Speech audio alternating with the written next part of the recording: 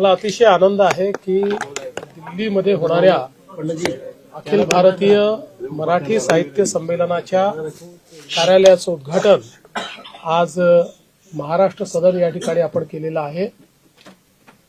हे जे साहित्य संमेलन होतंय जगभरातील मराठी माणसाकरता एक अत्यंत अभिमानाची गोष्ट आहे की देशाच्या राजधानीमध्ये अतिशय भव्य अशा प्रकारचं साहित्य संमेलन होतंय। या साहित्य संमेलनाकरता एक मोठी टीम या ठिकाणी सातत्याने काम करते। आता यशपालनी मला सांगितलं जवळपास 70 लोक या ठिकाणी दिवस रात्र काम करतायत हे यशस्वी व्हावं म्हणून। मुरली अण्णा मोहोळ आपले हे कार्यवाह म्हणून त्या ठिकाणी जी काही मदत आहे ती सगळी मदत करतायत आणि मला विश्वास आहे की अतिशय चांगलं साहित्य संमेलन महाराष्ट्राच्या स्थापनेनंतर पहिल्यांदा होणारं दिल्लीतलं साहित्य संमेलन हे यशस्वीच झालं पाहिजे या दृष्टीनं आम्ही सगळे देखील त्यांच्या पाठीशी आहोत।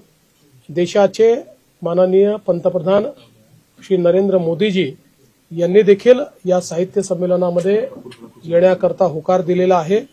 अतिशय भव्य अशा प्रकारचं साहित्य संमेलन होत आहे। विशेषतः मराठी भाषेला अभिजात दर्जा मिळाल्यानंतरचं हे पहिलं साहित्य संमेलन असल्यामुळे तमाम मराठी जगतामध्ये याबद्दल खूप उत्सुकता देखील आहे, उत्कंठा देखील आहे आणि विचार प्रवर्तनाचं काम या संमेलनाच्या माध्यमातून होईल हा मला विश्वास आहे। जी मदत मागितली जाईल ती आम्ही दिली, पुढे मागितली तरी देऊ।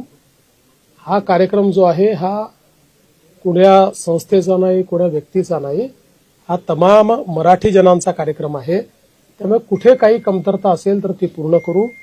उद्याचा जो कार्यक्रम होतोय त्याही कार्यक्रमाला आपण पूर्ण मदत केलेली आहे।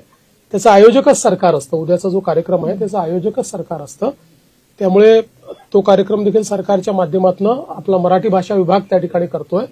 पण या संमेलनाकरता कुठलीही अधिकची मदत जर आवश्यक असेल तर ती निश्चितपणे दिली जाईल।